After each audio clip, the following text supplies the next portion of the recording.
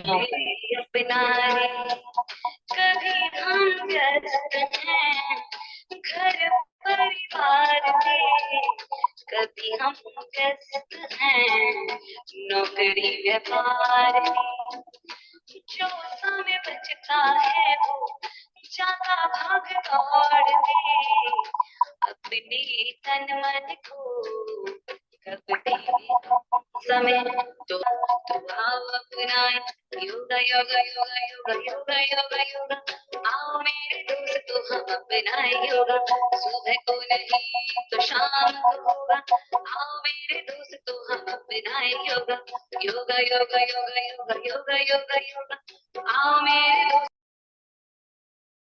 परम पावन परम आराध्य प्रातः स्मरणीय आचार्य श्री महाश्रमण जी के चरणों में सत सत नमन करते हुए हम आज सुबह का सेशन प्रारंभ कर रहे हैं।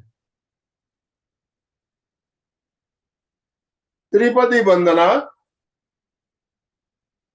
वंदे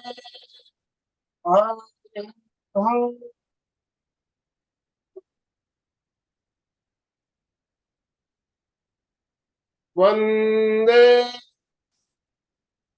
गुरु परम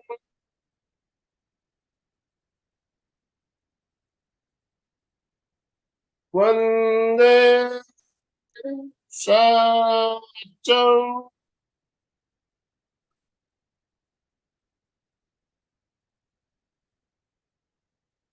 सभी साधक साधिकाओं को जय जिनेन्द्र, सुप्रभात, गुड मॉर्निंग। सभी को गुड मॉर्निंग। ओम अरहम ओम अरहम। जो भी भाई बहन जुड़े हुए हैं वीडियो एक बार ऑन कर लीजिए, सबके स्माइलिंग फेस एक बार दिख जाए तो शरीर में एक ऊर्जा एक शक्ति आ जाती है। तो आज हमारे साथ दिल्ली से सविता जी जैन जुड़ी हुई है, हमारे जानी मानी ट्रेनर प्रशिक्षक। और आज का जो टॉपिक है बहुत ही उपयोगी टॉपिक, थायराइड। थायराइड देखिए आजकल थायराइड की समस्या बहुत ज्यादा देखने में आ रही है, छोटे छोटे बच्चों से लेकर जवान क्या बूढ़े क्या। तो थायराइड पहले तो हमें जानना है थायराइड क्यों होता है, और दो प्रकार के थायराइड बताए गए हैं उसके बारे में भी हम चर्चा करेंगे। और थायराइड की समस्या से राहत हमें कैसे मिल सकती है। कहते हैं कि थायराइड जब हो गया तो जिंदगी भर गोली खाना है, ऐसा डॉक्टर लोग कहते हैं। और क्या ये जो बात बताई गई है सही है? और हम ध्यान और योग के द्वारा अपने थायराइड से राहत कैसे पा सकते हैं, इसके बारे में हम चर्चा करेंगे और कुछ प्रयोग भी करेंगे। तो मैं ज्यादा समय ना लेते हुए सविता जी आपसे निवेदन करना चाहूंगा, आप आज का सेशन करें, शुरू करें। और जो भी भाई बहन हमारे साथ जुड़े हुए सभी से निवेदन, दोनों हाथ ऊपर करते हुए सविता जी का वेलकम कीजिए, स्वागत कीजिए। वेलकम, स्वागत, वेलकम वेलकम वेलकम, आपका बहुत बहुत स्वागत। एमपी के फिटनेस क्लासेस और कल्याणम योग केंद्र की तरफ से मैं आपका स्वागत करता हूं और आपको ये मंच समर्पित करता हूं आगे का सेशन कंटिन्यू करने के लिए। एमपी के फिटनेस और कल्याण योगम का बहुत बहुत आभार जो मुझे ये प्लेटफॉर्म प्रोवाइड करते हैं अपने व्यूज को शेयर करने के लिए। और यहाँ पर उपस्थित सभी भव्य आत्माओं को भव्य को प्रणाम। ओम अरहम। ओम अरहम। Good morning. Good morning, good morning, very very good morning. सबके स्माइलिंग चेहरे देखते हैं तो शरीर में एक ताजगी, एक स्फूर्ति आती है। इसलिए मैं कहता हूँ अपने अपने वीडियो ऑन रखिए। मैं गैलरी व्यू दे रहा हूँ एक बार, आपकी सबके चेहरे दिख रहे हैं, बहुत स्माइलिंग फेस दिख रहे हैं, बहुत अच्छा लग रहा है। गुड मॉर्निंग सभी को, गुड मॉर्निंग। और फेस का भी एक परमानेंट पोस्चर होना चाहिए, जैसे हम हर चीज के लिए कहते हैं पोस्चर्स मेंटेन करने हैं, फेस का भी पोस्चर मेंटेन करना है। हमेशा एक स्माइलिंग फेस बना रहना चाहिए, क्योंकि जब हम स्माइल करते हैं तो सामने हर तरफ स्माइल, खुशी फैलती चली जाती है। आज का हमारा टॉपिक थायराइड, बहुत ही कॉमन, इनफैक्ट तो हर प्रॉब्लम आजकल कॉमन हो चुकी है, चाहे वो थायराइड हो, बीपी हो, हार्ट की प्रॉब्लम हो, पैनक्रियास से रिलेटेड प्रॉब्लम हो, डायबिटीज, तो हर प्रॉब्लम कॉमन है। उन्हीं में से एक है थायराइड। और ये सभी प्रॉब्लम्स हमारी लाइफस्टाइल प्रॉब्लम्स हैं। जितनी प्रॉब्लम्स आ रही हैं बिकॉज हमारा लाइफस्टाइल बहुत चेंज हो चुका है, बहुत ज्यादा उसमें खाने पीने के तरीके, रहने के तरीके बदलते जा रहे हैं। उसी की वजह से हमारी हर तरह की प्रॉब्लम्स बढ़ती जा रही हैं। और उसी को चेंज करने के लिए बहुत सिंपल सिंपल टेक्निक्स जो हम डे टू डे लाइफ में बहुत इजीली मैनेज कर सकते हैं, उन्हीं को डिस्कस करते हुए आगे बढ़ते हैं। आज का हमारा टॉपिक थायराइड। थायराइड है कहाँ पे, क्या प्रॉब्लम है और इसका काम क्या है, जो हमारी थायराइड ग्लैंड है। सबसे पहले जानते हैं कि ये होती कहाँ पे है। हालांकि सबको पता है, बट फिर भी जो हमारा ये गले का जो हिस्सा है, गर्दन, यहाँ पे हमारी एक विंड पाइप होती है। विंड पाइप, फूड पाइप दोनों ही यहाँ पे हैं। तो आगे विंड पाइप, पीछे की ओर फूड पाइप। विंड पाइप को ही कवर करती है ये ग्लैंड, जो कि देखने में बटरफ्लाई की तरह होती है। और ये पूरी तरह से पूरी की पूरी विंड पाइप को कवर कर देती है। तो ये थायराइड ग्लैंड, हार्डली इसका वेट जो होता है 20 to 60 ग्राम्स होता है। और पूरी लाइफ में जो इसका सिक्रीशन होता है, इनफैक्ट हर ग्लैंड से, एंडोक्राइन सिस्टम जो है उसमें हमारी ग्लैंड्स होती हैं। बॉडी का एक सिस्टम है जिसे अंतःस्रावी ग्रंथि तंत्र कहा जाता है, एंडोक्राइन सिस्टम कहा जाता है। उसी सिस्टम का एक हिस्सा है हमारी ये थायराइड ग्लैंड।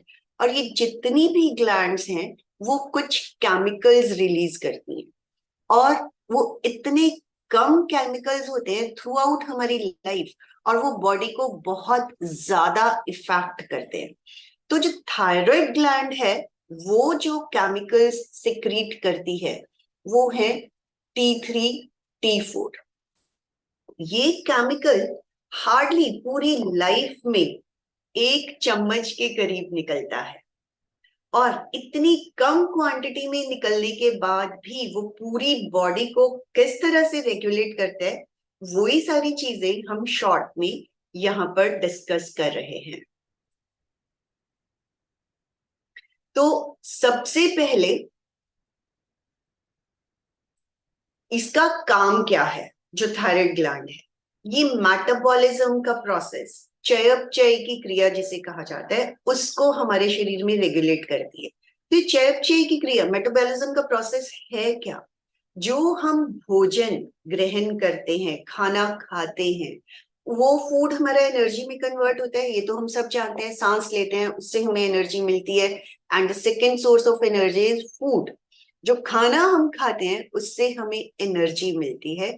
उस एनर्जी का सही ढंग से पूरे शरीर में रेगुलेशन करना थायराइड ग्लैंड का काम है। T3 T4 जो हार्मोन्स वहां से निकलते हैं, वो ही पूरे शरीर में एनर्जी, कहाँ किस वक्त कितनी एनर्जी चाहिए, वो वहां पे रेगुलेट करने का काम ही थायराइड ग्लैंड का है।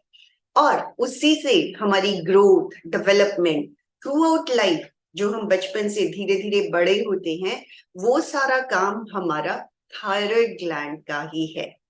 अब होता क्या है, इफेक्ट भी ये सभी को करती है, मेन हो, वुमेन हो, इन्फेंट्स। आजकल तो अभी जैसे अनिमल सर ने बताया भी कि हर उम्र के लोगों को थायराइड इफेक्ट करता है।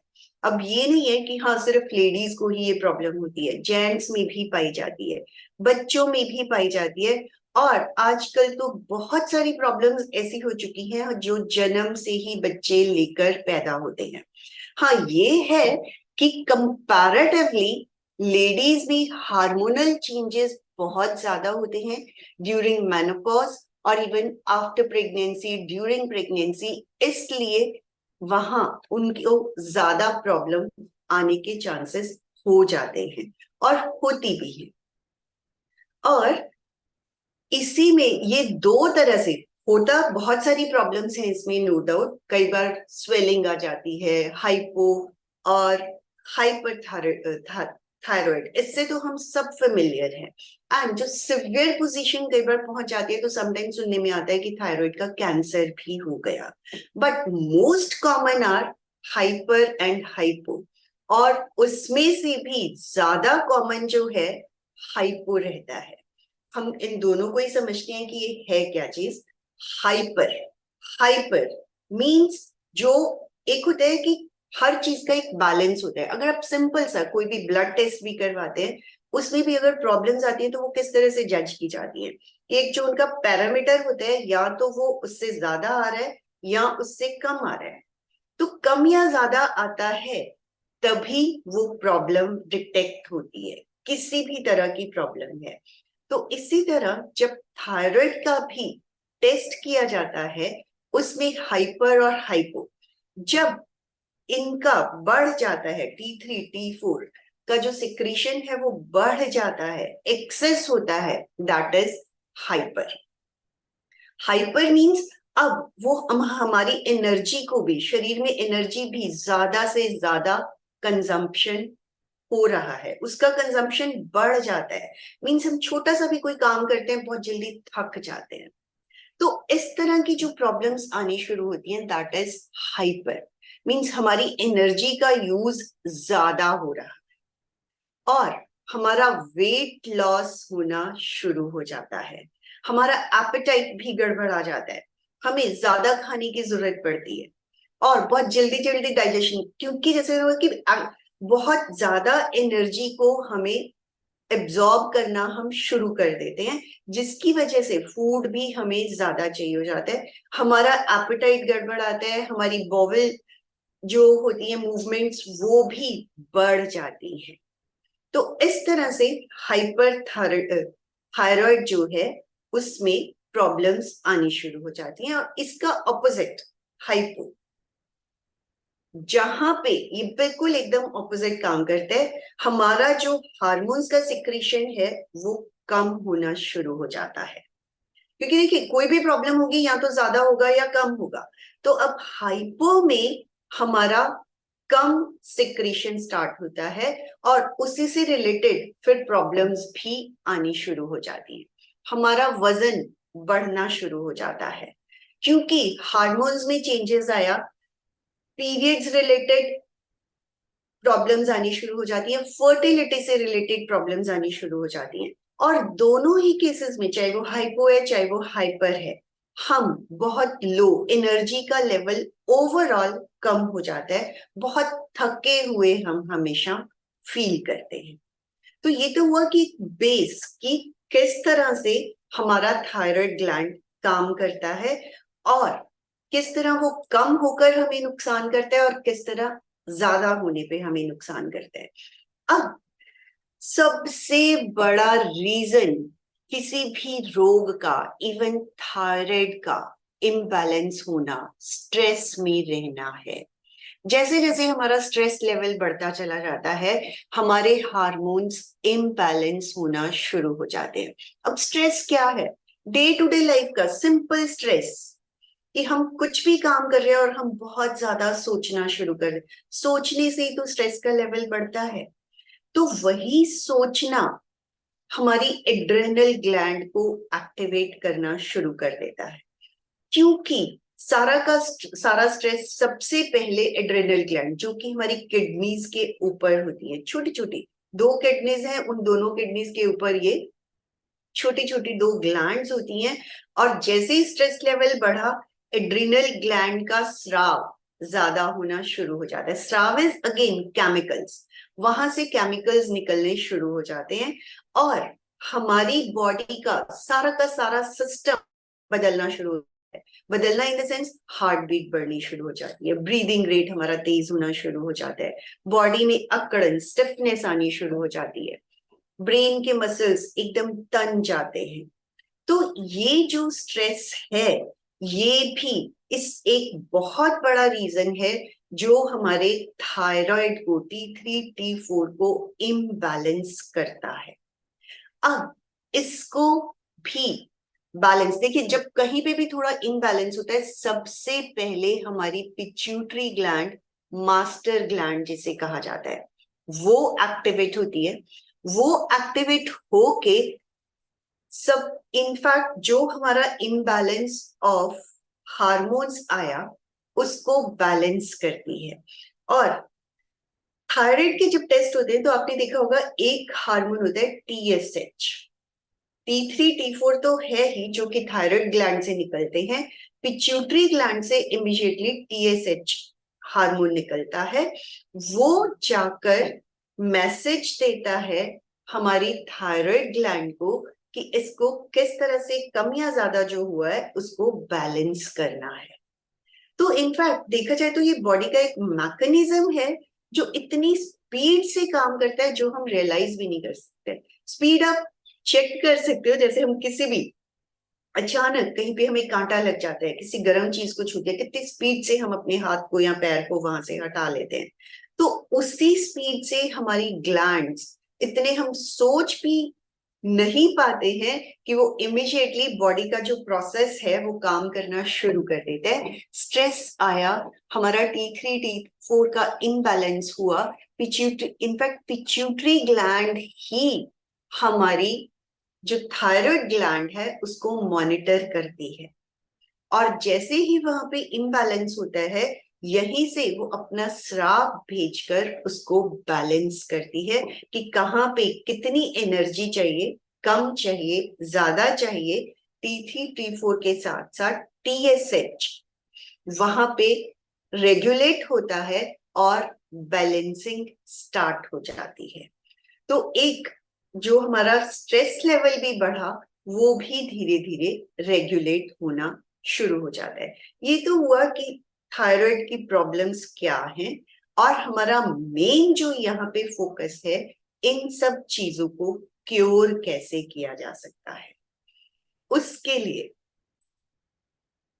हमें सबसे पहले तो अपने लाइफस्टाइल में ही चेंजेस लेकर आनी है। जैसे मैंने बताया स्टार्टिंग में कि जितनी भी प्रॉब्लम्स है, थायराइड है, डायबिटीज है, बीपी है, सब की सब लाइफस्टाइल प्रॉब्लम्स है।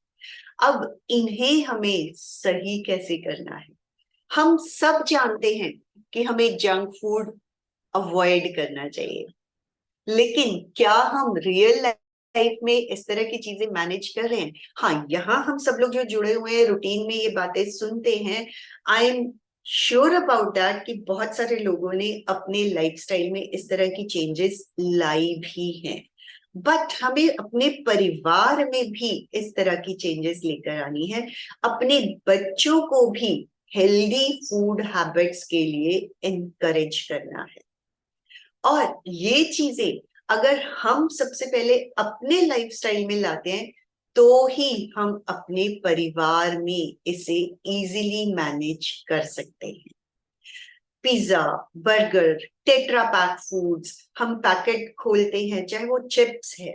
चिप्स एक बहुत कॉमन चीज है जो हम बच्चों को इजीली देते हैं और उन्हें शौक भी होता है ये सब चीजें खाने का। तो क्यों ना हम इन सभी चीजों के हेल्दी वर्जन अपने घर में बनाकर बच्चों को प्रोवाइड करें। देखिए, once like you can say 15 दिन में कभी एक बार अगर बच्चों का शौक है भी, अगर हमने दिया भी, ये नहीं कि इन चीजों को हमने लाइफ से हटा दिया, बट कभी कभार अगर उन्हें दिया और धीरे धीरे इनकी फ्रिक्वेंसी हम कम करना शुरू कर देते हैं, तो ये अपने आप बच्चों को भी लगने लगता है और उन्हें हम समझाते हैं। और आजकल हर बच्चा हेल्थ कॉन्शियस होता चला जा रहा है। वो खुद से भी चाहती हैं कि हमें घर की बनी हुई चीजें मिले, बट उसके लिए हमें भी एफर्ट्स लेने हैं कि हम उन्हें इस तरह की हेल्दी चीजें प्रोवाइड कर सकें। तो first and the most important thing, हमें अपने आप से शुरू करना है। जब हम इन चीजों को अप्लाई करना शुरू करते हैं, वो परिवार का हिस्सा बनती चली जाती है। और नमक एंड चीनी, जो ये refined sugar and refined iodised जो पैकेट का सॉल्ट हमने अपनी लाइफ का हिस्सा बना लिया है, इन दोनों को भी अपनी लाइफ से हमें निकालना है। अनप्रोसेस्ड शुगर, गुड़ है, इवन रॉ खांड नॉर्थ इंडिया में तो बहुत इजीली अवेलेबल है, बट आजकल हर चीज की अवेलेबिलिटी ऑनलाइन जाके भी बहुत इजी हो चुकी है। तो रॉ शुगर पे ही आए और सेंधा नमक, काला नमक, उसको अपनी किचन में लेकर आए। आयोडाइज्ड सॉल्ट और रिफाइंड शुगर टोटली बंद कर दें। और सिर्फ एक थायराइड ही नहीं, हर तरह की प्रॉब्लम्स के लिए ये बेसिक चीजें हैं जो हमें अपने लाइफस्टाइल में लेकर आनी है। बहुत सारे रोग हमारे ऑटोमेटिकली दूर होने शुरू हो जाते हैं, और ये बहुत सिंपल चेंजेस हैं जो हमें करनी है। और जितने भी packet related processed foods, in fact processed food क्या है, बेसिकली उनमें बहुत सारे प्रिजर्वेटिव्स यूज होते हैं। अब घर पे पहले के टाइम में चिप्स वगैरह घर पे बनाए जाते थे, आजकल हमें भी इजी सोर्स लगने लगा है कि पैकेट खोला, बच्चों को सर्व कर दिया। तो पहली बात तो ये कि हमें ही इस चेंज को लेकर आना है कि हम खुद से बच्चों को घर की बनी हुई चीजें बनाकर दें, तभी वो इन सब चीजों से हट पाए। क्योंकि ये चीजों की आदत भी किसने डाली? हम ही लोगों ने डाली। पहले घर में बहुत इजीली बहुत मीठी चीजें भी बनाई जाती थी, गुंजिया बनाते थे, लड्डू बनाते थे। आजकल ये सारी चीजें हमारी किचन से बाहर हो चुकी हैं। इजीली अवेलेबल मार्केट से लाई हुई मिठाइयां हम खाते हैं, खिलाते हैं। तो अगेन, जैसे हमें ही अपने अंदर ये चेंज लाना है, हमें फिर से थोड़ा सा टाइम देकर वही चीजें वापस लेकर आनी है। और थायराइड की प्रॉब्लम में सबसे ज्यादा जो हार्मफुल चीज है वो है सोया प्रोडक्ट्स। सोया प्रोडक्ट में चाहे वो टोफू है, चाहे वो सोया मिल्क है, सोयाबीन की बड़ियां हैं, हर तरह के सोया प्रोडक्ट को अगर हमें थायराइड का प्रॉब्लम है तो टोटली 100% बंद मीन्स बंद करना है। क्योंकि होता क्या है, हम कहीं जाते हैं, मार्केट में खाते हैं या किसी के घर जाके खाते हैं, एक फील आ जाता है कि चल एक बार खा भी लिया तो क्या ही फर्क पड़ता है। जब हमें प्रॉब्लम है तो हमें एक बार तो 100% नो मीन्स नो। 2 महीने, 4 महीने, 6 महीने में अगर आप स्ट्रिक्टली अपनी लाइफस्टाइल चेंजेस फॉलो कर रहे हैं, और जो आगे भी 2-4 प्रयोग भी बताए जाएंगे उनको मैनेज करते चले जाते हैं, श्योरली आपके जो भी थायराइड की प्रॉब्लम्स हैं, जो भी आपके पैरामीटर्स अभी कम या ज्यादा आ रहे हैं, उनमें चेंजेस आनी शुरू हो जाती हैं। एक और बहुत बड़ा चेंज जो हमें अपनी किचन में ही लेकर आना है, जो हम एल्युमिनियम के बर्तनों में कुकिंग करते हैं, वो भी एक बहुत बड़ी प्रॉब्लम है हेल्थ की, जो इश्यूज दिन पे दिन हमारे बढ़ते जा रहे हैं। तो बेसिकली नमक, चीनी, एल्युमिनियम के बर्तन, इन सब चीजों में सबसे पहले चेंज लेकर आना है। और ये भी हमें लगता है अरे एकदम से इन बर्तनों को हम कैसे फेंक दें। जो भी काम किया जाता है वो हम इंस्टेंट डिसीजन लेके करते हैं, तभी वो चीजें पॉसिबल हो पाती है। हमें एक ये फील आता है अरे सिर्फ हम चाय तो बना रहे हैं, चाय का ही बर्तन तो हमारा है जो हम एल्युमिनियम का यूज कर रहे हैं। बट एक एक करके इंस्टेंटली अगर अपने सारे बर्तन हटा दिए, एक आजकल तो स्टील की हर जो बर्तन है, इवन कहने को जैसे हम कहते हैं प्रेशर कुकर, पहले ये होता था कि प्रेशर कुकर अवेलेबल नहीं थे, वो सिर्फ एल्युमिनियम के ही आते थे, लेकिन आज तो हर बर्तन अवेलेबल है। इनफैक्ट मैं तो कहूंगी कि धीरे धीरे जिन चीजों में आप आयरन की कढ़ाई अगर यूज कर सकते हैं, लोहे की कढ़ाइयां, वो भी बहुत इजीली अवेलेबल है। अब लोग वापस से इन चीजों पे आ रहे हैं, और हमें आना है। मिट्टी के बर्तन कुकिंग के लिए बहुत इजीली मार्केट में अवेलेबल है। तो मिट्टी के बर्तन और आयरन के बर्तन, इन सब को अपनी किचन में वापस से लेकर आए। जब हम इनमें देखिए अब फर्क क्या है, जो भी जिस भी बर्तन में हम कुकिंग करते हैं उसका इफेक्ट हमारे कुकिंग, जो हमने खाना बनाया उसके अंदर आ रहा है। अब अगर हमने एल्युमिनियम में कुकिंग की तो उसका असर, उसके पार्टिकल्स हमारे फूड में आ रहे हैं। अगर हमने आयरन के बर्तन में कुकिंग की तो आयरन के पार्टिकल्स हमारे फूड में आ रहे हैं। और अगर हम आयरन में कुकिंग करते हैं तो जो हमारी आयरन डेफिशिएंसी होती है वो ऑटोमेटिकली दूर होना शुरू हो जाती है।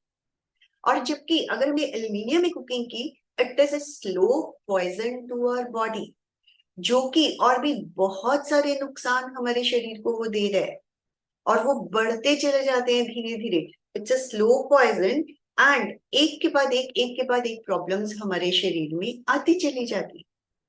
तो इस तरह से ये छोटी छोटी लाइफस्टाइल चेंजेस हैं जो बहुत इजीली हम मैनेज कर सकते हैं। माइक्रोवेव्स बहुत यूज करना शुरू कर दिया है और हमें लगता है सिर्फ गर्म ही तो कर रहे हैं हम, लेकिन वेव्स तो, रेस तो उसके अंदर, उसका जो इफेक्ट है वो तो उसमें आ रहा है। अपना जो पुराने वाले स्टाइल्स थे उन्हीं पे वापस आइए। जितना हम उन चीजों को फिर से इंजॉय करना शुरू कर देते हैं, हमारी बहुत सारी शारीरिक और मानसिक, भावनात्मक, बौद्धिक प्रॉब्लम्स दूर होती चली जाती हैं और हम इसी तरह से स्ट्रॉन्ग भी बनते चले जाते हैं। अब हम सुपर फूड्स के बारे में तो बहुत सुनते हैं, लेकिन सुपर फूड्स ऐसा नहीं है कि जो महंगे प्रोडक्ट्स या बाहर के प्रोडक्ट्स हैं वही हमें खाने हैं तभी वो सुपर फूड्स हैं। इनफैक्ट हमारी अपनी किचन में ही वो सारे के सारे सुपर फूड्स पहले भी थे, आज भी हैं। बस उन्हीं का इनटेक हमें बढ़ाना है, क्योंकि इजी हमें क्या लग रहा है, बस पैकेट खोलो, क्योंकि आजकल वो मुस्ली है, कॉर्नफ्लेक्स है, इन सब चीजों का जो वो ट्रेंड आया है, एनर्जी बार्स हैं, लगता है कि जैसे यही सारी चीजें हमारे लिए हेल्दी हैं। बट जितनी भी पैकेट वाली चीजें हैं सब में कुछ ना कुछ एक्सटेंट तक, आप कभी भी उनके इंग्रेडिएंट्स पढ़ के देखना, चाहे वो फूड ग्रेड वैल्यू के होते हैं लेकिन प्रिजर्वेटिव्स जरूर ऐड करते हैं। इवन आप कुकीज भी अगर देखेंगे, बिस्किट्स भी देखते हैं, उनमें भी प्रिजर्वेटिव्स डले हुए होते हैं। तो अगर हम घर पे कोई भी चीज बना रहे हैं, खा रहे हैं, that is always free of preservatives. And in fact उसे भी छोड़िए, अगर आप रॉ फॉर्म में ही सारी चीजें खाते चले जाते हैं, raw form in the sense nuts की क्वांटिटी, नट्स को हमें भूख लगी है, हम चिप्स पे मंच करते हैं, नट्स को भून के मिक्स करके एक अपना जिस तरह से चिप्स रखते हैं एक जार में भर के नट्स को रख दीजिए, सीड्स को रखिए, सनफ्लावर सीड्स, अखरोट, तिल, फ्लैक्स सीड, ये सारी चीजें सुपर फूड्स के नाम पे आजकल मार्केट में बहुत मिल रही हैं। क्यों ना हम थोड़ी थोड़ी क्वांटिटी में सारी चीजें घर पे ही लाके हल्का सा रोस्ट करके मिक्स करके रख दें। They are much more healthy and cheaper as well, बजाय कि हम वो मार्केट से एक डब्बा खरीद के लाते हैं और सुपर फूड्स के नाम पे उसको अपनी फैमिली को और अपने लिए सर्व करते हैं। तो अपने लाइफस्टाइल में सिर्फ और सिर्फ इस तरह की ही चेंजेस लेकर आनी है। और नारियल चाहे वो किसी भी फॉर्म में खाओ, सूखा खाओ, कच्चा खाओ, नारियल का पानी है, नारियल की अंदर जो मलाई है, पहले के टाइम में भी देखा होगा सूखा नारियल जिसे हम खोपरा कहते हैं, बहुत खाया जाता था, किसी भी फॉर्म में खाया जाता था। इवन टुकड़ों को बच्चों के हाथ में पकड़ा दिया करते थे कि इनको मंच करते रहो। तो पहले की मंचिंग की चीजें ये सब थी। आज की मंचिंग की चीजें पैकेट खोलो और खाना शुरू कर दो। तो द थिंग इज, ये चीजें हमें प्रोवाइड करनी है अपने परिवार को। हमने अपने परिवार को ये चीजें खुद ही किचन में ही लानी बंद कर दी है, तो हम अपने फैमिली को किस तरह से दे सकते हैं? हमें वापस से इन्हें अपनी किचन में लेकर आना है। इवन चाहे वो नारियल का तेल है, किसी भी फॉर्म में नारियल का इंटेक हमें बढ़ाना है। थायराइड के लिए नारियल बहुत ही इफेक्टिव है टू क्योर द थायराइड। हर फॉर्म में उसे खाइए। अखरोट, तिल, फ्लैक्सीड, ये सारी चीजें जो हैं ओमेगा 3 से भरपूर है। तो इसे रेगुलर डाइट में अपनी लेकर आना है। आजकल आम, केला, केला तो खैर हमेशा ही 12 के 12 महीने सीजन में रहता है। आम आजकल सीजन में है, इसे भी अपने लंच डिनर इंक्लूड कीजिए। एक हम ये सोचिए कि अरे मीठा होता है, कम खाना चाहिए। हम जो मार्केट के मीठे हैं, मिठाइयां हैं, उन्हें तो कहीं पे भी कोई सर्व करते हैं इमिडिएटली खा लेते हैं। चल ठीक है ना, एक ही बार तो खाया, क्या ही फर्क पड़ता है, ऐसा है ना। लेकिन जब आम खाने की बारी आती है तो हमें लगता है अरे ये तो बहुत मीठा होता है, छोड़ो आम नहीं खाना मुझे। तो अगर हमें जो मीठे के इंटेक्स कम करने हैं, वो मार्केट के इंटेक्स कम करने हैं। जो हम नेचुरल मीठे हैं उन्हें तो ज्यादा से ज्यादा लेना है। और जब हम इस तरह के सुपर फूड्स लेते हैं तो एक्चुअली में हमारा एनर्जी लेवल, मेटाबॉलिज्म बढ़ता है। तो इन चीजों को अपने आप से फिर से अच्छे से यूज करना शुरू करें। एक आंवला, ये भी बहुत ही इफेक्टिव सुपर फूड है। एक आंवला एक बंदे को हर रोज किसी ना किसी फॉर्म में जरूर लेना चाहिए। चाहे वो रॉ फॉर्म में ही ले ले, छोटी छोटी पतली पतली स्लाइसेस काट के उसके ऊपर हल्का सा काला नमक स्प्रिंकल करके ले, चाहे उसको हम मुरब्बा बना के ले, जूस ले, किसी भी फॉर्म में ले। इवन आप कोई भी चटनी बना रहे हो उसके अंदर भी, जैसे हम कच्चे आम को पीसते हैं उसकी जगह आंवले को भी पीस सकते हो, उसका टेस्ट बहुत अच्छा आता है। कोई भी, जैसे हमने पोहा बनाया, उपमा बनाया, मैं बहुत इजी तरीके बता रही हूँ और जो कि टेस्टी तरीके भी हैं इन चीजों को यूज करने के। बिल्कुल फाइन जो चीज का ग्रेटर होता है उसमें आंवले को कद्दूकस कर ले और नींबू की जगह उसी को पोहे पर, उपमा में मिक्स करके दे, बहुत अच्छा टेस्ट आता है। क्योंकि आंवला ज्यादातर एक अलग सा टेस्ट देता है, बच्चों को किसी भी फॉर्म में देने में कई बार मुश्किल हो जाता है। बट आपको जो ये मैंने और ऑल्टरनेटिव्स बताए, ये बहुत, और किसी को पता भी नहीं लगता है। और पता भी लगे तो जब हम उसकी हेल्थ के जो अच्छे वाले फायदे हैं, जो हमें उससे बेनिफिट्स हो रहे हैं, वो सब देते हैं, तो हर कोई इसको एंजॉय करना शुरू कर देता है।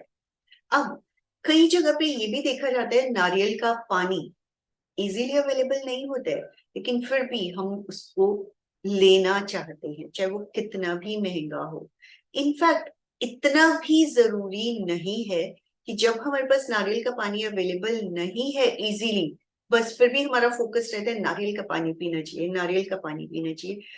उसी के इक्वलेंट हमारे पास सफेद पेठा, जो कि इजीली मार्केट में अवेलेबल है, घिया का जूस और खीरा तो हर जगह बहुत इजीली अवेलेबल है। इस तरह के जूसेस को अपनी लाइफ में, डेली रूटीन में लेकर आए। प्रोबायोटिक्स, जैसे मैंने स्टार्टिंग में हाइपो हाइपर के टाइम में ही डिस्कस किया कि हमारा जो गट हेल्थ है वो भी डिस्टर्ब हो जाता है। तो प्रोबायोटिक्स आर्टिफिशियल लेने की बजाय घर पे ही जो हम दही बनाते हैं, मैक्सिमम प्रोबायोटिक्स हमें उससे मिल जाते हैं।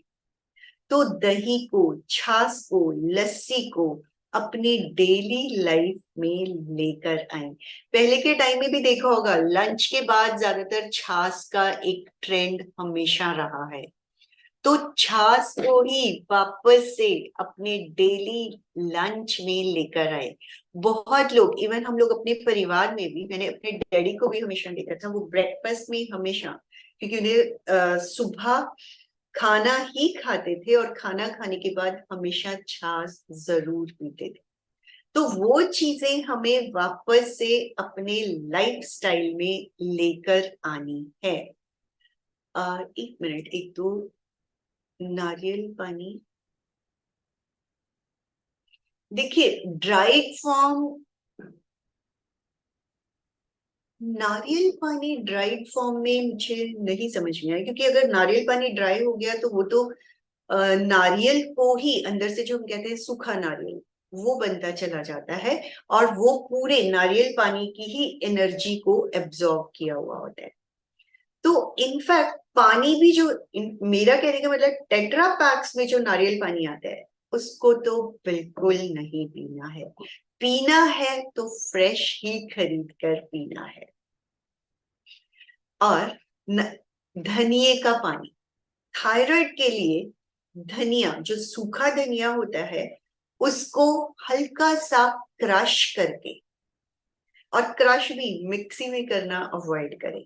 आजकल हमारे घर के अंदर वो छोटे छोटे से पैसल मोटर्स हैं सबके पास, जिसमें हम अदरक कूटते हैं, उसी में, क्योंकि हमें एक बार में हार्डली 1 चम्मच चाहिए होता है, उसी में अच्छे से दरदरा कूट ले। उस कुटे हुए धनिए को रात को 1 गिलास पानी में भर के रख, और उस पानी को सुबह उबाल कर आधा कर दे, और वो पानी सिप सिप करके पिए। देखिए टेक्निक्स, आई होप यहाँ पे जितने लोग जुड़े हैं, बहुत लोगों को आइडिया है, पता हमें बहुत कुछ है, लेकिन जब कोई रोग हमारे पास है, हमें उन टेक्निक्स को फॉलो करना है। इसीलिए इस प्लेटफॉर्म पे ये सभी सेशंस होते रहते हैं, ताकि जो चीजें आप लोग भूल गए हो उन्हें फिर से अपने ऊपर अप्लाई करना शुरू करें। पर्पस सिर्फ और सिर्फ एप्लीकेशन का है, जानने का नहीं है। यहां से भी जानकर तो आप बहुत कुछ जा रहे हैं, लेकिन उन्हें अपनी डेली लाइफ में मैनेज करना है। अब सूखा धनिया हो चाहे हरा धनिया हो, हरे धनिए को भी पीस के आप वही 1 चम्मच पिसा हुआ धनिया ग्रीन वाला ग्लास में मिक्स किया और वो पानी पी जाए। तो धनिए का इंटेक, चाहे वो चटनी की फॉर्म में हो, इवन चटनी बनाकर भी डेली लंच डिनर में अपने साथ खाना शुरू करें। तो ये छोटे छोटे तरीके हैं जिनसे आप अपने लाइफस्टाइल में, these are only lifestyle changes जो हमें करनी है, फूड हैबिट्स में, अपने तरीकों में, कुकिंग के तरीकों में, किचन के स्टाइल्स में, कि नमक और चीनी हमें यूज नहीं करना है। तो ये सारी चेंजेस जब हम लेकर आते हैं तो हमारे थायराइड की प्रॉब्लम ऑटोमेटिकली धीरे धीरे क्योर होनी शुरू हो जाती है। अब एक, आई थिंक चैट बॉक्स में एक क्वेश्चन और है, आपको एक बार अनम्यूट किया जाए और फिर आप अपनी प्रॉब्लम अच्छे से बता पाएंगे, क्योंकि मैं जो आप लिख के भेज रहे हो उससे समझ नहीं पा रही हूँ। एक बार क्वेश्चन आंसर आवर में ले लेंगे। राइट, हाँ। तो अब जो प्याज है आधा काटा, उसको हम अपने गले के ऊपर अप्लाई कर दें, मसल लें। ये बहुत इफेक्टिव टेक्निक है, रात भर लगा रहने दें। इसी तरह वॉलनट ऑयल, ये भी 4-5 ड्रॉप्स अपनी हथेली पे लिए और गर्दन के ऊपर अच्छे से मसाज किए। ये बहुत सिंपल टेक्निक्स हैं जो हम अपनी डेली लाइफ में अप्लाई कर सकते हैं। रात को अप्लाई करके सोए और अपने आप ही धीरे धीरे ये प्रॉब्लम्स हमारी मैनेज होना शुरू हो जाती हैं। अब जो चीजें हमें अपनी डेली लाइफ में लेकर आनी है, करना है, सबसे ज्यादा इफेक्टिव प्राणायाम और ध्यान का इस थायराइड ग्लैंड को एक्टिवेट और वापस से अपनी पोजीशन में लाने का इफेक्टिव तरीका प्राणायाम और ध्यान है। अब प्राणायाम कौन से करने चाहिए और कैसे करने चाहिए? सबसे इंपॉर्टेंट इज जालंधर बंद। देखिए ये T3 T4 को रेगुलेट कौन कर रहा है? TSH, pituitary gland. हम जालंधर बंद भी करते हैं तो उसका इफेक्ट हमारी पिट्यूटरी ग्लैंड, मास्टर ग्लैंड पर आता है। इनफैक्ट इसको अगर हमने रेगुलेट कर दिया, सही ढंग से बैलेंस कर दिया, तो थायराइड ग्लैंड ऑटोमेटिकली बैलेंस होना शुरू हो जाती है। तो जब हमने सांस लिया, पूरी तरह से भर दिया, लंग्स को पूरी तरह से फुला दिया और ठोड़ी को गर्दन पर लगा दी, आप अगर ध्यान दे रहे हैं तो असर हमारा सिर के हिस्से पर भी आता है।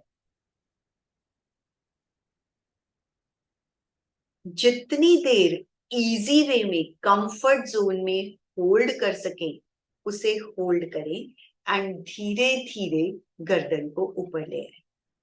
हर प्राणायाम में होल्ड जो है एज पर स्टैमिना कैपेसिटी ही करना है, जबरदस्ती नहीं करना है। एक है उज्जयी प्राणायाम। उज्जयी प्राणायाम में भी ये नहीं है कि हमें पूरा शोर आवाज करते हुए, हमें थायराइड की प्रॉब्लम में बहुत ही सहज ढंग से हर प्राणायाम को करना है, ताकि हर प्राणायाम हमारा मेडिटेशन बन जाए। अब जब हमने गले के मसल्स को स्क्वीज करते हुए, गले के muscles in sense wind pipe, voice box को हम स्क्वीज कर देते हैं और इनहेल किया विदाउट एनी साउंड, लंग्स को एक्सपांड किया एंड चिन को गर्दन पर लगाया। Hold it as per your capacity, और जब हमें छोड़ना है तो धीरे धीरे लेफ्ट नोस्ट्रिल से छोड़ना है।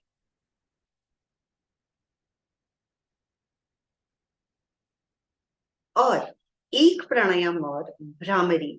हमें बहुत ज्यादा चीजें करने की जरूरत नहीं होती है, चाहे कम करें सही ढंग से और उन्हें समय दें, लाइक होल्ड ज्यादा करें, और होल्ड की कैपेसिटी भी धीरे धीरे हमारी बढ़ती चली जाती है। भ्रामरी प्राणायाम, महाप्राण ध्वनि जिसे हम कहते हैं, इसमें भी सिर्फ एक चीज का हमें ध्यान रखना है। भ्रामरी नॉर्मली हम सब करते हैं, श्वास लिया, गुंजन करते हुए हम श्वास को छोड़ते हैं। अब उस गुंजन के साथ हमें एक चीज और ऐड करनी है कि हमें गर्दन का मूवमेंट करना है। एक बार मैं बताती हूँ किस तरह से। श्वास लिया,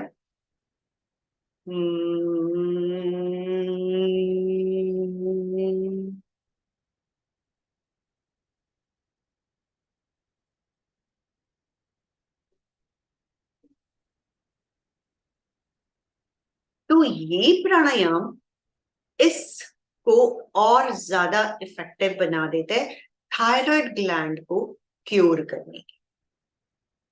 तो इस तरह इन तीनों प्राणायाम्स पर ज्यादा से ज्यादा समय दें, सुबह शाम 2 टाइम जरूर करें।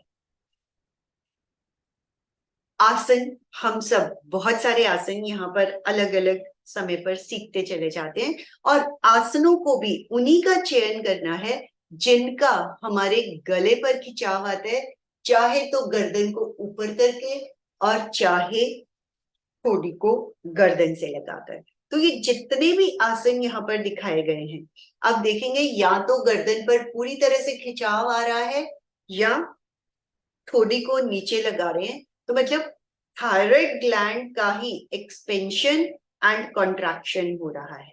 बेसिकली उसी का हमें एक्सपेंशन एंड कॉन्ट्रैक्शन पे ध्यान देना है, और जब भी कोई आसन किया उस पर भी पूरा ध्यान देते हुए ही कि किस तरह हमारी गर्दन धीरे धीरे ऊपर जा रही है और किस तरह हमारी गर्दन धीरे धीरे नीचे आ रही है। तो कोई भी आसन करें, अगेन रेगुलर बेसिस पर करें। मुद्रास, मुद्रास भी सूर्य मुद्रा, जब भी कोई मुद्रा करे, हमेशा जब फिंगर को फोल्ड किया वो रूट पे आनी चाहिए, और अंगूठा मिडिल पार्ट पे आ जाना चाहिए। बाकी की जो खुली हुई उंगलियां हैं, अगर 2 उंगलियां हैं तो जुड़ी हुई रहे, इस तरह से बिखरी हुई नहीं होनी चाहिए। सूर्य मुद्रा थायराइड क्योर करती है, हमारा वजन रेगुलेट करती है। शून्य मुद्रा, टाइम धीरे धीरे कम होना शुरू हो जाता है। मिडिल फिंगर बीच में लगा दे, शून्य मुद्रा। शंख मुद्रा, लेफ्ट हैंड का अंगूठा राइट हैंड की हथेली पर रखा और अंगूठे को इंडेक्स फिंगर से जोड़ दिया, बाकी की उंगलियां हथेली के ऊपर रही। तो ये हमारी हो गई शंख मुद्रा। कोई भी मुद्रा करें, कम से कम एक दिन में आधा घंटा जरूर करें, चाहे 15-15 मिनट करके, चाहे 10-10 मिनट करके, दिन में 3 बार, 15-15 मिनट करके 2 बार, आधा घंटा जरूर होनी चाहिए। अगर ज्यादा देर हो जाती है तो भी सही है। अब ये सारी चीजें हमने जानी, उसके बाद acupressure, mindful eating, meditation, even ये भी देखा गया है कि अश्वगंधा बहुत ज्यादा इफेक्टिव है थायराइड को क्योर करने के लिए। अब एक्यूप्रेशर कहाँ और कैसे लेना चाहिए? अंगूठा, अंगूठे की जो रूट है, ये हमारा गर्दन का, गले का हिस्सा माना जाता है। इसी हिस्से पर इस तरह आप मसाज भी कर सकते हैं। अंगूठे के हिस्से पर थोड़ा सा अगर ड्राइनेस फील हो तो सरसों का तेल, तिल का तेल, जो भी आप चाहें अप्लाई करके आराम से मसाज करें। इसी हिस्से पर प्रेशर भी दें और ये पूरा हिस्सा अंगूठे से ही कनेक्टेड वाला, इसी के ऊपर पूरी जो ये उभरा हुआ भाग होता है हमारा, इसको दबाएं।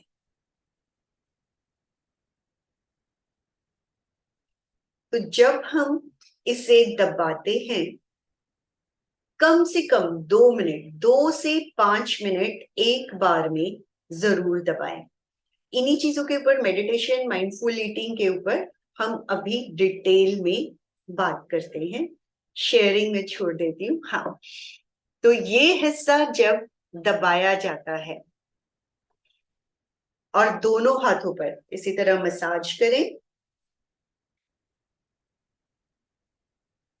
और अंगूठे की रूट पर दबाएं, साथ ही इसके नीचे का हिस्सा पूरा दबाएं। तो ये बहुत सिंपल सिंपल टेक्निक्स हैं जो मैंने आपको बताई है, जो हम बहुत इजीली मैनेज कर सकते हैं। और एक और बहुत ही सिंपल सी टेक्निक, ये जो हमारा गड्ढा है और ये हमारी हथेली का जो गड्ढा है, इन दोनों को इस तरह से, गड्ढे के ऊपर गड्ढा, ये पोजीशन में ज्यादा से ज्यादा बैठने की आदत डालें। बहुत सिंपल है, आप किसी से बात कर रहे हो, इवन यहाँ पे जुड़े हुए हो, इस तरह से बैठे रहिए। कितनी आसान टेक्निक है। और इसी हिस्से में हमें थोड़ा सा यहां से हाथ के साथ थायराइड ग्लैंड ही, ये जो बीच का हिस्सा है, इसकी ये सिंपल सी एक्सरसाइज है, दोनों तरफ से। और दोनों हथेलियां टिकाई, थोड़ा सा राइट साइड से ऊपर उठाया, फिर दोनों डायरेक्शन से इस तरह से ऊपर उठाएं। गर्दन का ही हिस्सा हमारा ऊपर उठ रहा है।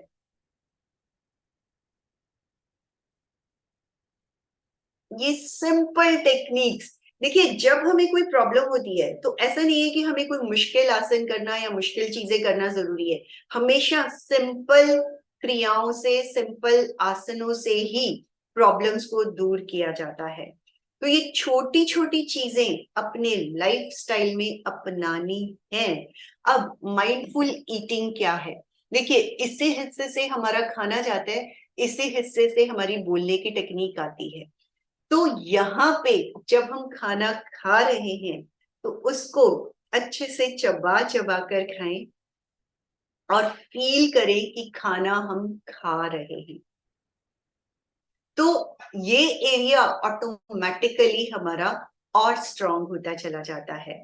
और ध्यान में हम, ह के ऊपर बिंदु, इसका ध्यान ज्यादा से ज्यादा अगेन हमें पिट्यूटरी ग्लैंड को एक्टिवेट करना है। पिट्यूटरी ग्लैंड एक्टिवेट हुई तो थायराइड ग्लैंड हमारी ऑटोमेटिकली बैलेंस होना शुरू हो जाती है। सफेद रंग, जिसे हम कई बार ज्योति केंद्र भी कह देते हैं, ज्योति केंद्र और दर्शन केंद्र, ये एक तरह से पूरा एक ही थर्ड आई का एरिया हो जाता है। तो इसी भाग पर जब हम श्वेत रंग देखते हुए हम का जप करते हैं, हम हम, धीरे धीरे पूरा बैलेंस होना शुरू हो जाता है। समय भी पूरा होता जा रहा है।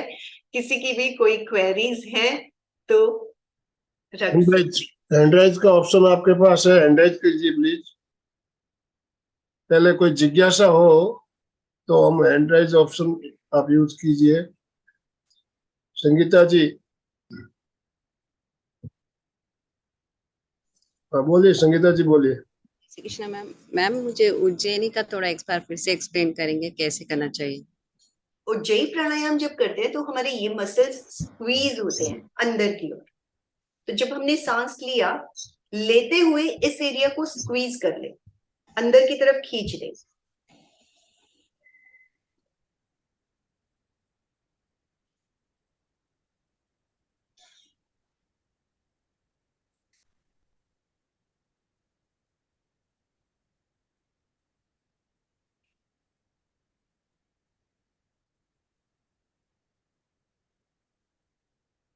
लेफ्ट से छोड़ दे।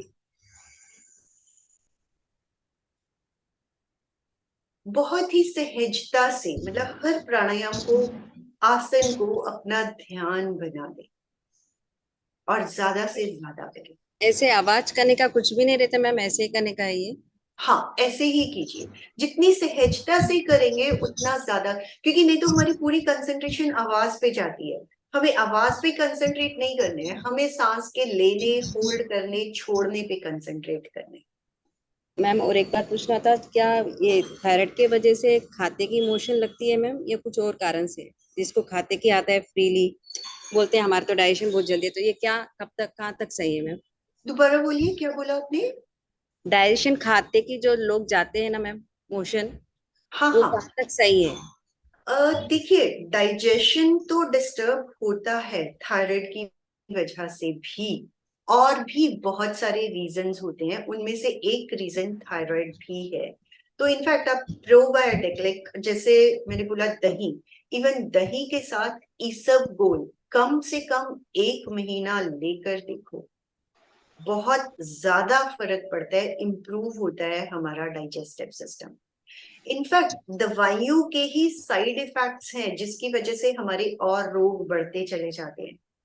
तो जैसे जैसे हम इन नेचुरल ऑल्टरनेट थेरेपीज पे आते हैं, धीरे धीरे हमारी चीजें बैलेंस होती हैं और दवाइयों का इनटेक कंपैरेटिवली कम होता। अपने आप डॉक्टर्स कहना शुरू कर देते हैं कम करना, हमें खुद से कुछ नहीं छोड़ना है, कम करना है अगर एक बार शुरू कर दिया है। इनफैक्ट जब इम्प्रूवमेंट होती है तो डॉक्टर्स खुद कम करना शुरू कर देते हैं। अनीता सुराना जी ने हैंडराइज किया हुआ है। अनीता जी, अपने आप को अनम्यूट कीजिए। जय जिनेंद्र, आपने अभी शंख मुद्रा बताई, तो मैं ये पूछना चाहती हूँ कि जब हम शंख मुद्रा बनाते हैं तो किस किस पॉइंट पर दबाव देना चाहिए और इस मुद्रा के क्या बेनिफिट्स है? देखिए, अंगूठा तो हमारा हथेली के बीच में आ जाता है और हमने मुट्ठी पूरी तरह से बंद कर दी।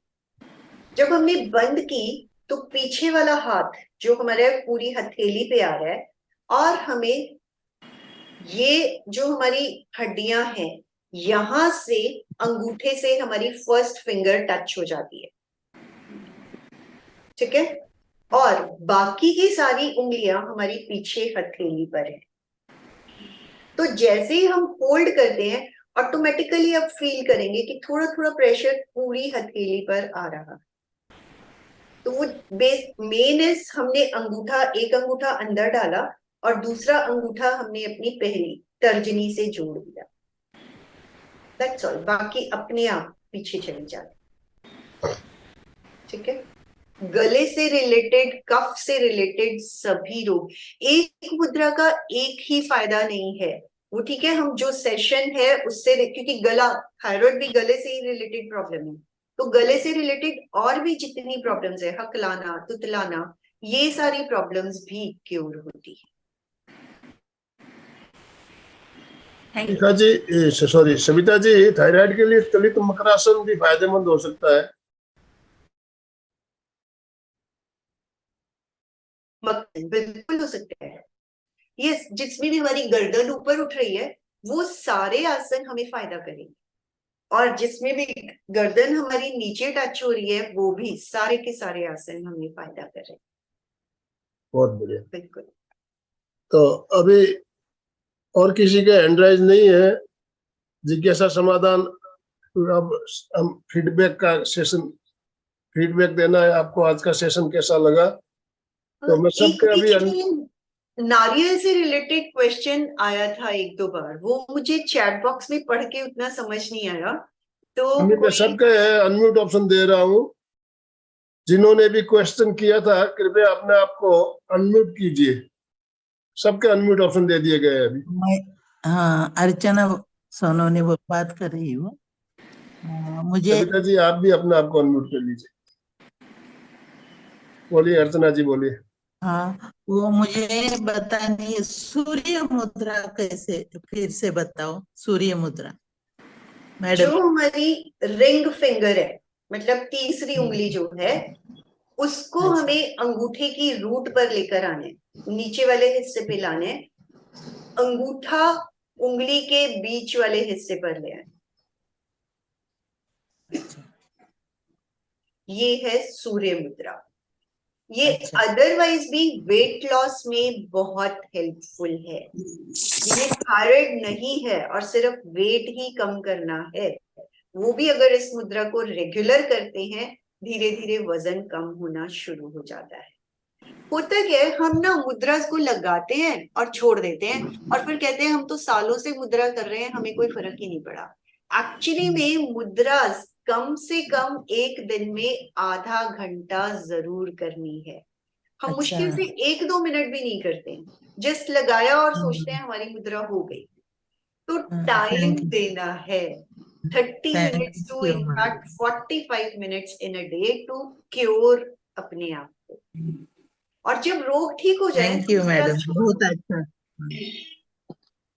बहुत अच्छा क्लास लिया, बहुत जानकारी अच्छी दी। Thank you madam, thank you. Savita ji, जय जिनेंद्र। जय जी। ये जो सूर्य मुद्रा, शंख मुद्रा आधा घंटा करते हैं तो गर्मी महसूस नहीं होगी क्या? अगर देखिए, थोड़ा किसी किसी का बॉडी टाइप पे डिपेंड करता है। अगर आपको बहुत ज्यादा हीट लग रही है तो आप 15 मिनट टोटल भी कर सकते हैं, लेकिन जब हमारी प्रॉब्लम्स होती हैं हमें तभी तक करनी है, उसके बाद इमीडिएटली बंद कर दें। अब मान लो आपका थायराइड बैलेंस होना शुरू, और सिर्फ सूर्य मुद्रा नहीं है, आप शून्य मुद्रा भी कर सकते हो अगर आपको ज्यादा प्रॉब्लम हो रही है सूर्य मुद्रा करने से, क्योंकि सबकी बॉडी टाइप भी बहुत डिपेंड करती है। शंख मुद्रा भी है आपके पास, तो उस तरह से रिलेट करके अपने आप को मुद्रा को चयन कर सकते हैं। सविता जी, मुद्रा और प्राणायाम में सीजन का भी देखना पड़ता है। ठंडी के सीजन में कौन सा करना, गर्मी के सीजन में कौन सा करना। प्राणायाम हम करते हैं शीतली प्राणायाम, शीतकारी प्राणायाम, तो हमें गर्मी में करने चाहिए। इसी तरह है, मौसम देखकर भी कुछ प्रयोग किए जाते हैं। मौसम का भी ध्यान रखना पड़ता है हमें। बिल्कुल, बिल्कुल सही। मौसम, बॉडी टाइप, सब चीजों को ध्यान में रख के ही कीजिए। और किसी की कोई जिज्ञासा हो तो आप बात कर सकते हो, नहीं तो समाप्ति हो सकती जय जिनेंद्र सविता जी। हाँ, है। बोलिए बोलिए। जय जिनेंद्र सविता जी। जय जी। मैं बोल रही हूँ, मुद्रा जो हम करते हैं वो दोनों हाथों से करनी है कि एक हाथ से ही मुद्रा करनी है? दोनों हाथों से, दोनों हाथ, हमेशा दोनों हाथों से ही कीजिए, क्योंकि एक मुद्रा का दूसरी साइड पे हमारे असर आता है। Okay, thank you. जय जिनेंद्र, आपने जैसे ये शंख मुद्रा राइट हैंड का अंगूठा अंदर रखने को कहा, वैसे फिर लेफ्ट हैंड से करना है क्या? लेफ्ट हैंड का मुद्रा, लेफ्ट हैंड का अंगूठा। बहुत बढ़िया। हाँ, ये फिर ऐसा भी करना है क्या? वो नहीं, कह रहे हैं कि दोनों हाथ से करना है क्या? इसको भी अगर आपने एक हाथ से भी किया तो ये चल जाती है, क्योंकि आप इसी तरह बैठे रहिए। हाँ, थोड़ा बाद में थक गए हो या अंगूठा अंदर रखे रखे थक के चेंज करना चाहो तो चेंज भी कर सकते हो। इसमें अगर आपने एक भी लगा लिया तो भी, और इवन और भी सिंपल, अगर आप ऐसे करके भी बैठे हो, दोनों उंगलियां ऐसे लॉक कर दी, लॉक करके दोनों अंगूठे ऊपर से जुड़े हुए इस तरह से भी बैठे हुए हो तो भी सही है। कविता जी, इसमें ये घुटने के लिए भी बढ़िया बताई गई है, जो अभी आप बता रहे हो। ये घुटने के लिए भी, घुटना दर्द के लिए भी फायदेमंद है, और इसका रिजल्ट मैंने देखा हुआ है काफी लोगों को। ये जो मुद्रा पारसमल जी विशेष रूप से बताते हैं, पारसमल जी हमारे मुद्रा विशेषज्ञ, घुटना रोग नाशक मुद्रा, पारस मुद्रा दे रखे हैं। पारस मुद्रा। हाँ, हाँ, हाँ। तो बहुत शानदार आज का सेशन हमारा, समापन की ओर चले। बहुत बढ़िया सेशन सविता जी। दोनों हाथ जोड़ते हुए, रीढ़ की हड्डी गर्दन सीधी रखते हुए, आंखों को बिना दबाव दिए कोमलता से बंद रखते हुए मेरे साथ साथ संकल्प सूत्र का उच्चारण करें। मैं चैतन्यमय हूँ, मैं आनंदमय हूँ, मैं शक्तिमय हूँ, मेरे भीतर अनंत चैतन्य का, अनंत आनंद का, अनंत शक्ति का सागर लहरा रहा है। इसका साक्षात्कार करना ही मेरे जीवन का परम लक्ष्य है। मंगल भावना, हमारा आज का दिन मंगलमय हो, आनंदमय हो, शांतिमय हो। ये शुभ भावनाओं के साथ ओम शांति शांति शांति। पिताजी, आपका बहुत बहुत धन्यवाद, बहुत बहुत आभार। एमपी के फिटनेस क्लासेस और कल्याणम योग केंद्र की तरफ से जितने भी भाई बहन हमारे साथ जुड़े, सभी की तरफ से आपका बहुत बहुत आभार, और जो भी भाई बहन हमारे साथ जुड़े सभी का बहुत बहुत आभार।